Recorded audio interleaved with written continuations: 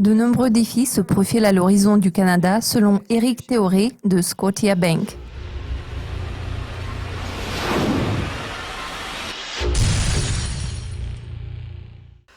Les données les plus récentes sur l'emploi salarié non agricole aux USA ont affiché une augmentation de 160 000 emplois. Ces chiffres ont rassuré les investisseurs après une série de baisses des actions européennes. Quel sera le degré d'impact des données des NFP sur la perte de l'ARCAD à court terme? Au vu des développements récents, nous pouvons constater que la publication des données sur la masse salariale hors secteur agricole a eu peu d'impact sur la perte de l'ARCAD. Heureusement pour le CAD, la perte s'est maintenue dans sa fourchette d'échange normale. Nous pouvons en déduire qu'à l'heure actuelle, l'évolution du taux du dollar canadien est principalement tirée par la politique monétaire de la Banque centrale. La BOC a récemment révisé ses prévisions de croissance de l'économie canadienne pour 2016. La performance de l'économie du pays s'est révélée meilleure que prévu au premier trimestre. Mercredi dernier, nous avons découvert des données commerciales en provenance du Canada. Bien sûr, nous avons constaté une nette accélération de l'économie canadienne. Pourtant, certains défis se profilent à l'horizon du pays en allant de l'avant. Les incendies violents dans la région de l'Alberta commencent à peser sur les perspectives de croissance car l'indice de confiance s'est détérioré.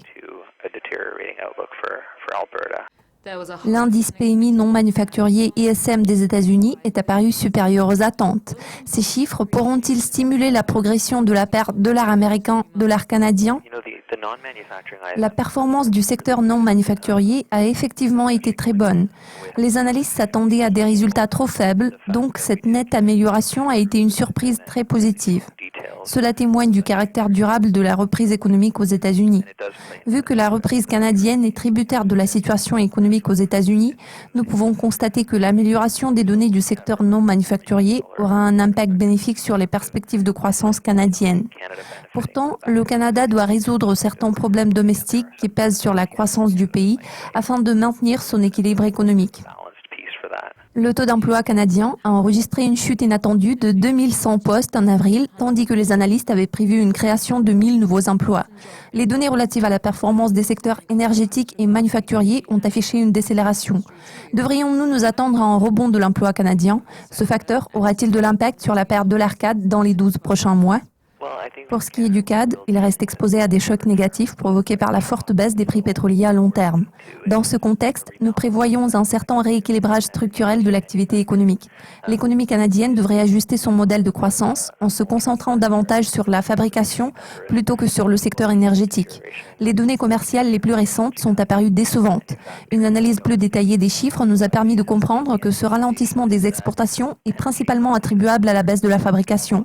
Nous espérons vivement que les pertes d'emplois dans le secteur énergétique seront compensées par l'accélération de l'emploi dans le secteur manufacturier.